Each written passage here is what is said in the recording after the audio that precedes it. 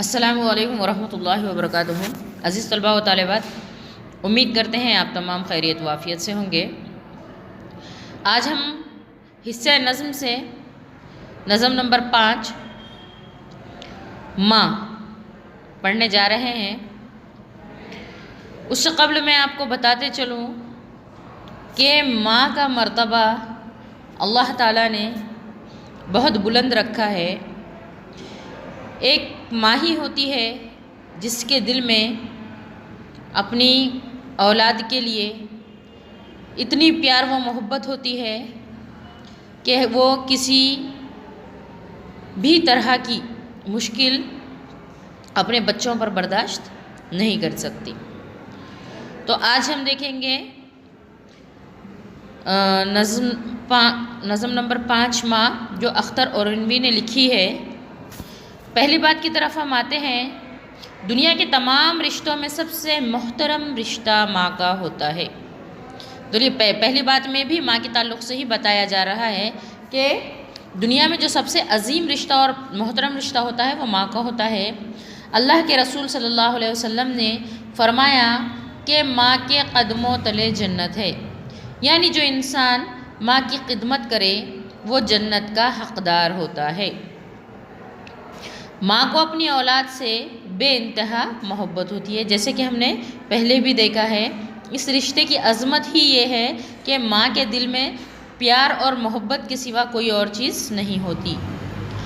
وہ ہر لمحہ اپنی اولاد کا خیال رکھتی ہے، اپنے آرام و سکون کا مطلق خیال نہیں رکھتی، بلکہ اپنی اولاد کی بہتر تعلیم و تربیت کے لیے ہمیشہ کوشاں رہتی ہے۔ اسی لیے کہا جاتا ہے کہ ماں کی گود بچے کا پہلا مدرسہ ہوتا ہے۔ ذیل کی نظم میں شاعر نے ماں کی محبت کے مختلف پہلوؤں کو اجاگر کیا ہے۔ یہ تھی پہلی بات۔ اب انشاءاللہ ہم شاعر سے جان پہچان کرتے ہیں۔ اختر اورینی بہار کے قصبہ اورینا میں پیدا ہوئے۔ 19 اگست 1910 کو پیدا ہوئے۔ اختر کو ان کے والدین نے ڈاکٹر بننے کے لیے میڈیکل کالج میں داخلہ دلوایا۔ ان کی ابتدائی زندگی کے بارے میں یہاں بتایا جا رہا ہے کہ اختر کے والدین کی خواہش تھی کہ وہ ڈاکٹر بنے، اس لیے ان کو میڈیکل کالج میں داخلہ دلوایا گیا، لیکن اچانک بیماری کی وجہ سے ان کا تعلیمی سلسلہ ٹوٹ گیا۔ بعد میں انہوں نے ایم اے کیا اور پٹنہ یونیورسٹی میں لیکچرر ہو گئے۔ اختر نے تنقید، افسانہ نگاری، ناول نگاری، ڈرامہ نویسی اور شاعری کے میدانوں میں کامیاب طبع آزمائی کی۔ یعنی یہاں پر بتایا جا رہا ہے کہ اختر صرف نظمیں ہی نہیں لکھا کرتے تھے، بلکہ تنقید کی کچھ بھی کتابیں لکھی ہیں، افسانہ، ناول، ڈرامہ، یہ سب بھی انہوں نے لکھا ہے، یعنی ادب کا بھی انہیں ذوق رہا ہے۔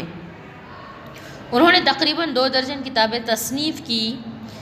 انجمن آرزو، یہ جو ان کا ہے کلیات، یہ شاعری کی ہے۔ منظر و پس منظر افسانے ہیں۔ حسرت تعمیر ناول ہے۔ قدر و نظر تنقید ہے۔ دیکھیے یہاں پر الگ الگ بتایا جا رہا ہے کہ کچھ شاعری کی کتابیں ہیں، کچھ افسانے ہیں، کچھ ناول ہے اور کچھ تنقید کی بھی کتابیں انہوں نے لکھی ہے۔ یہ سب ان کی تصانیف ہیں۔ 31 مارچ 1977 کو وہ اپنے خالق سے جا ملے، یعنی وہ وفات کر گئے، اس دار فانی سے کوچ کر گئے۔ یہ نظم انجمن آرزو سے لی گئی ہے۔ یہ تھی شاعر کے ساتھ ہماری جان پہچان۔ جب ہم نے پہلی بات دیکھی اور جان پہچان، تو اب ہم اپنے اصل مقصد کی طرف آتے ہیں، یعنی نظم کی طرف۔ دیکھتے ہیں ہم نظم کا پہلا شعر۔ آ کے تیری گود میں پلتی ہے جان ناتواں، آ کے تیری گود میں پلتی ہے جان ناتواں، اس کا غم کھانا ہے تیرے واسطے آرام جاں۔ دیکھیے یہاں پر مصرع اولیٰ جو ہے، مصرع اولیٰ میں بتایا جا رہا ہے کہ شاعر یہاں پر کہہ رہی ہے کہ جان ناتواں یعنی کمزور جان، جس کے اندر نہ کسی قسم کی طاقت ہے نہ قوت ہے، مگر یہ جو معمولی سی جان ہوتی ہے، کمزور سی جان ہوتی ہے، جو بچہ ہوتا ہے یہ ماں کے گود میں ہی پلتا ہے، اور بچے کی تکلیف کو دور کرنا، بچے کی مصیبت کو دور کرنا، اس کے غم اور رنج کو دور کرنا ماں کے لیے ایک آرام کی چیز ہوتی ہے، اس کی جان کو آرام اور سکون میسر ہوتا ہے جب وہ اپنے بچے کی تکلیف کو دور کرتی ہے۔ بچے کی تکلیف کو، بچے کے غم کو دور کرنا ماں کے لیے ایک طرح کی راحت اور مسرت ہوتی ہے۔ کس قدر بچے کی خاطر سختیاں سہتی ہے تو، شاعر دیکھیے بہت ہی خوبصورت انداز میں بتا رہا ہے، کس قدر بچے کی خاطر سختیاں سہتی ہے تو، سختیوں کے جھیلنے پر بھی مگن رہتی ہے تو۔ یہ ہم تمام کے والدہ جو ہمارے لیے، ہماری مائیں جو ہمارے لیے محنت کی ہے، ذرا اس نظم کو پڑھتے وقت اس چیز کو یاد رکھیں، اپنے ذہن میں رکھیں کہ ہمارے ماں نے ہمارے لیے کیا کیا نہیں کیا۔ اور یہ نظم بہت ہی اہمیت کی حامل ہے، کیونکہ یہ نظم اس مقدس رشتے کے لیے ہے جس کو اللہ نے سب سے بلند رشتہ فرمایا ہے۔ کس قدر بچے کی خاطر سختیاں سہتی ہے تو، جو چھوٹا سا بچہ ہوتا ہے، دیکھیے ہم بھی دیکھتے ہیں کہ چھوٹا سا جو بچہ ہوتا ہے تو بہت ساری تکالیف کا سامنا ماں کو کرنا پڑتا ہے۔ ان کی نیند نہیں ہوتی، بچے جلدی کپڑے گیلے کر لیتے ہیں، ان کو بولنا بھی نہیں آتا، درد ان کا جو ہے وہ صرف ماں سمجھ سکتی ہے، وہ زبان سے نہ بول سکتے ہیں، نہ کچھ کہہ سکتے ہیں، نہ اپنی تکلیف کو بتا سکتے ہیں، مگر بچے کے بنا بولے بھی بچے کی تکلیف کو سمجھنے والی جو ہوتی ہے وہ صرف اور صرف ماں ہوتی ہے۔ اور یہ جو سختیاں ہوتی ہے، نیند نہیں ہوتی ہے، کھانا نہیں وقت پر ملتا ہے ماں کو، جو بھی چیزیں یہ ہوتی ہے بچے کی وجہ سے، جو بھی سختیاں اس پر گزرتی ہیں، یہ سختیاں جھیلنے میں بھی وہ مگن رہتی ہے۔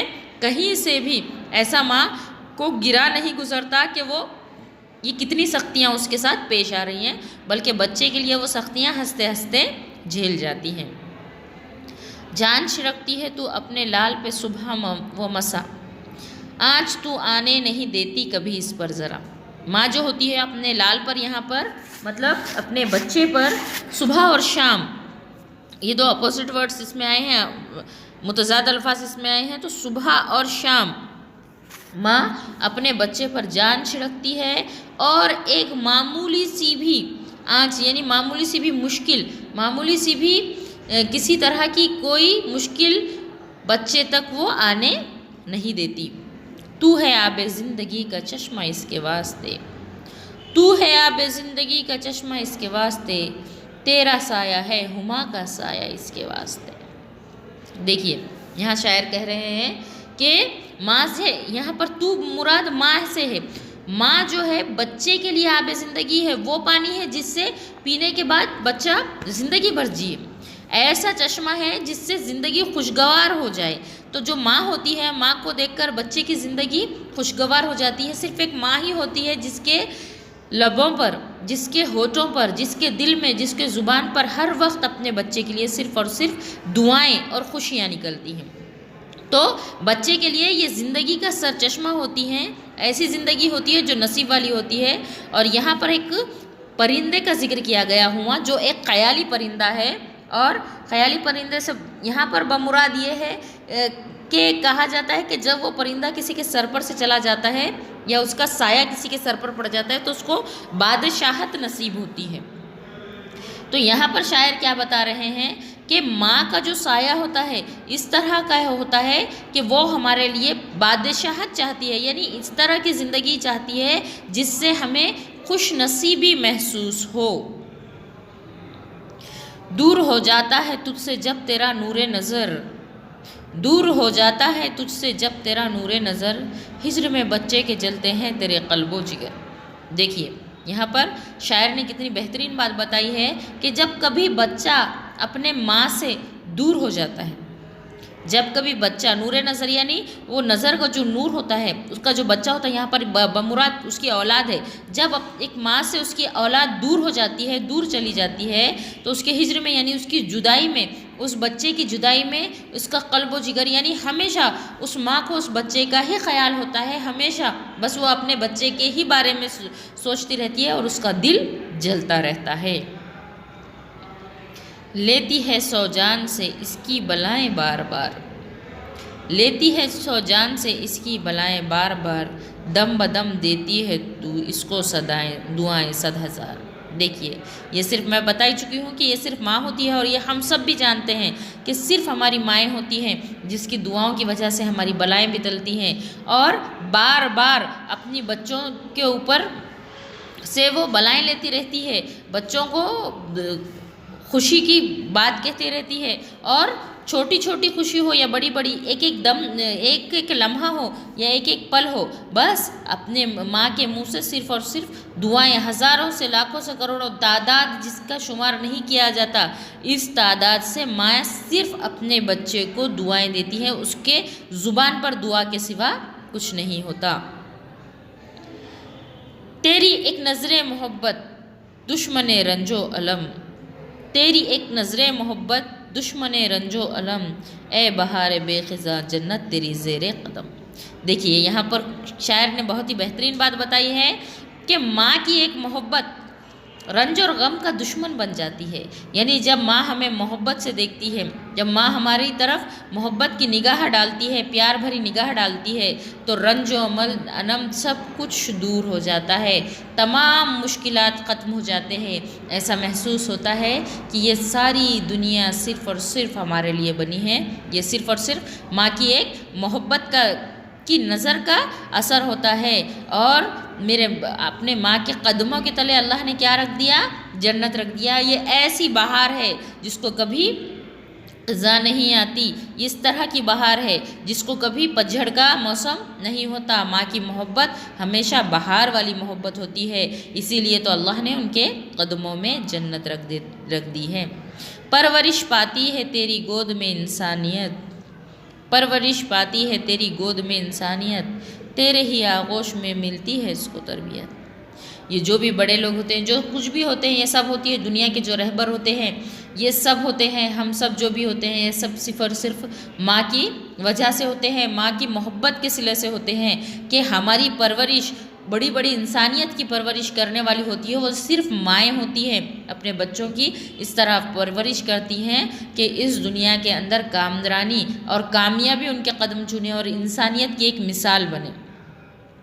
ہیچ ہے کونین کی تیرے مقابل دولتیں، ہیچ ہے کونین کی تیرے مقابل دولتیں، تیری ہی تعلیم سے پاتی ہے قوم رفتیں۔ ہیچ یعنی بیکار، کچھ نہیں، پوری کونین یعنی دونوں عالم، صرف دنیا نہیں، دونوں عالم کی جو دولتیں ہیں وہ تیری محبت، تیرے رشتے کے سامنے بیکار ہیں۔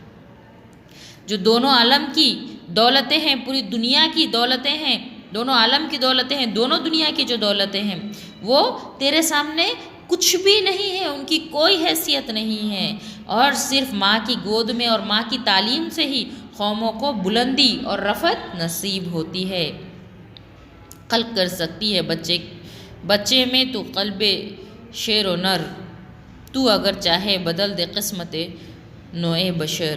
دیکھیے بچے کے دل میں شیر کا دل پیدا کرنے والی جو ہوتی ہے وہ ماں ہوتی ہے، بچے کے دل کو شیر کی طرح مضبوط جو بنانے والی، بہادر جو بنانے والی ہوتی ہے وہ صرف اور صرف ماں ہوتی ہے۔ اور اگر وہ چاہے، مراد نوع بشر یعنی مراد انسان، اس طرح انسان کو مطلب بچے کو وہ بہادر بنا سکتی ہے، بچے کے دل کو وہ بہادر بنا سکتی ہے، اور چاہے تو وہ بچے کی مراد انسان کی زندگی، بچے کی بھی زندگی وہ بدل سکتی ہے اپنی دعاؤں سے۔ تو یہ نظم ہمارے لیے بہت ہی اہمیت کی، ہم سب کے لیے بہت ہی اہمیت کے حامل ہے، اور ہم سب پہ فرض ہے کہ ہم اپنے ماؤں کی خدمت کریں، ان کا احترام کریں، ان کو محبت کی نظر سے دیکھیں۔ ماں کو اف کہنے کا حکم بھی اللہ نے ہمیں نہیں دیا ہے۔ میں بس آخر میں یہ دعا کروں گی کہ ہم تمام کے سر پہ ہمارے والدین کا سایہ اللہ ہمیشہ نصیب کرے، اور اللہ تعالیٰ ہر ایک کے والدین کی عمر دراز فرمائے۔ چلیے انشاءاللہ اگلے ویڈیو میں ملتے ہیں، اللہ حافظ۔